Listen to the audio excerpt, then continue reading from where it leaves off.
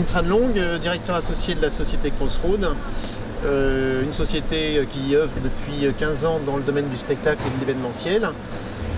Dans le cas présent, nous avons été contactés par les services de la mairie, du service communication événementielle, pour organiser un show lumineux projeté sur la façade ici en face, donc pour les festivités de Noël. Le montage ayant lieu aujourd'hui, demain répétition, après-demain inauguration en grande pompe par les autorités locales de la ville de Carcassonne.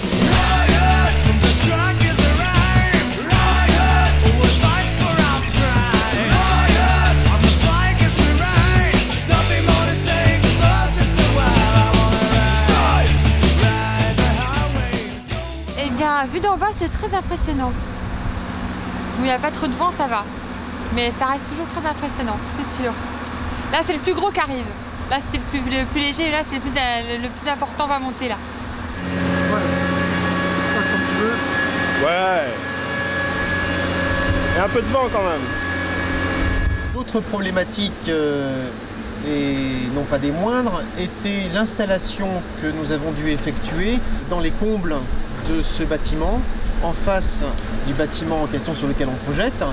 Donc c'était d'installer les deux machines PG en les faisant passer par le balcon du 4e étage de cet immeuble. Et en fait la solution qui a été retenue par les services de la mairie a été d'utiliser une grue, et on doit remercier le pilote de cette grue qui a su le faire d'une façon totalement adéquate, parce que nous sommes passés entre les tuiles du bâtiment.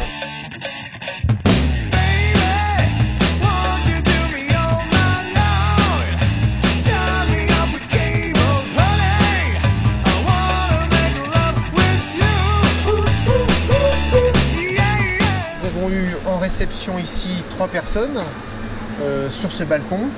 Donc comme on peut le voir, l'espace est vraiment exigu pour faire passer des machines qui pèsent presque une centaine de kilos avec tout le matériel d'alimentation en énergie.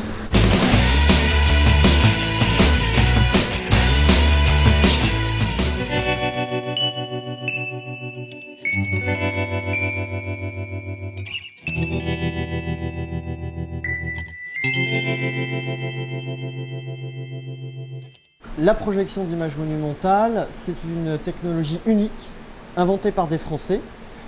On va projeter à plus de 90 000 lumens des images créées en amont dans un studio sur une façade. Donc la problématique de la place Carnot et la problématique de la projection sur la façade derrière moi était que les fenêtres, si elles n'étaient pas occultées, Si elles n'ont pas un revêtement blanc ou des rideaux ou des volets blancs, ça fait des trous dans l'image. Donc un exemple, vous projetez le visage du Père Noël, c'est la fête. Si on n'ouvre pas les fenêtres, eh bien, le Père Noël, il a des trous noirs sur son visage. la solution a été trouvée par Monsieur Dupont, le responsable des festivités, qui a trouvé un tissu élastique laissant passer la lumière. Donc ça ne dérange pas les habitants de l'immeuble. Ils peuvent avoir la luminosité du jour. Et par contre, nous, de notre côté, ce tissu nous permet d'avoir un effet d'occultation pratiquement complet des fenêtres. Et donc comme si c'était un écran. Là, il s'agissait en fait de répondre à une demande très précise de la mairie. La première chose à faire, c'est d'essayer de voir avec la ville quelles sont ses intentions. Est-ce que son intention est de faire quelque chose de très réaliste, de travailler à partir de photos réelles? Est-ce que c'est plutôt pictural? Nous avons souhaité associer la musique, les couleurs, les lasers, pour valoriser cette place qui est magnifique d'ailleurs. Vous avez vu cette architecture du XVIIIe siècle avec des projections d'images. On est tout ce qui fait rêver. Donc il ne s'agissait pas de délirer et puis d'imaginer une scénographie. Et on nous a proposé donc, de travailler avec Crossroad, donc un partenariat Académie des spectacles et Crossroad. Enfin, voilà, c'est assez sympathique. Le côté travail en amont, c'est très bien passé, très créatif. On est dans quelque chose de fantastique, on essaye que ça plaise aux parents et aux enfants en même temps, qu'il y ait une trame. Il y a différents mondes qui sont traversés par un personnage qui essaye de trouver un antidote donc pour ce Père Noël-là.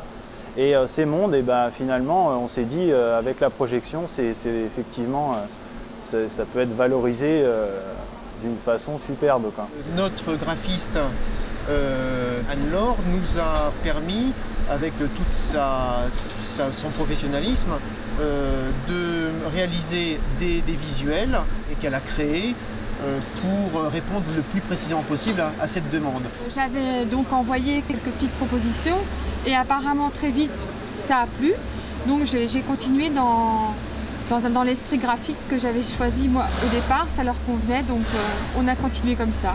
Cette demande consistait à imager et projeter les moments forts de l'année 2006 de la ville de Carcassonne, d'imager encore les fêtes de Noël par des visuels appropriés, adaptés et qui donnent un côté festif à l'opération. J'ai donc réalisé des visuels sur ordinateur. Bon, on peut les faire aussi manuellement, mais maintenant la plupart du temps c'est sur ordi. Et donc des visuels réalisés de toutes pièces ou alors d'après des photos que le client, en quel cas la mairie de Carcassonne, m'a envoyées sur support CD. Donc ça peut être des photos, ça peut être des dessins, ça peut être des motifs, ça peut être du vectoriel, ça peut être un logo. Dans ces cas-là, je fais une sélection des photos pour sélectionner celles qui sont là en haute définition, de meilleure qualité. Et donc après, je les retravaille pour que les visuels soient très lisibles du public. Il faut beaucoup de contraste, beaucoup de saturation. Donc il y a tout un travail à refaire au niveau de la colorimétrie. Les couleurs ont été choisies de façon à ce qu'elles imprègnent parfaitement la texture de l'immeuble et que ces lumières donnent un rendu qui fasse un côté merveilleux. Voilà. Alors pour être plus concret, avant de faire une projection d'image, la première chose à faire, c'est d'aller repérer ce fameux lieu de projection, de le sélectionner, de se promener en ville et de trouver la surface idéale de projection. Les repérages, c'est fondamental donc, dans le process de l'organisation de la projection d'images monumentales. Il va falloir se rendre sur place grâce à des appareils spéciaux pour prendre les cotes précises du bâtiment. Plus le repérage est minutieux, plus le repérage est réussi, plus l'événement sera un succès. Premièrement, la chose la plus importante, c'est je dirais la clarté de la pierre, la clarté du support. Plus le support est foncé, moins c'est lisible. Donc repérer déjà un bâtiment clair, là c'est le cas. Ensuite, faire attention à tout ce qui pourrait parasiter l'image, toutes les lumières environnantes de la ville. Deuxième impératif, c'est de savoir où est-ce qu'on va mettre les machines qui vont projeter l'image. Alors ça, c'est le plus important parce qu'il faut, en règle générale, être dans l'axe de la surface de projection. Pour le moment, la France a le monopole de cette technologie. Crossroad a décidé de démocratiser cette technologie en la proposant aux nombreuses collectivités territoriales. Il y aura une troisième édition du spectacle. On espère, on verra. D'accord, avec Crossroad. Avec Crossroad.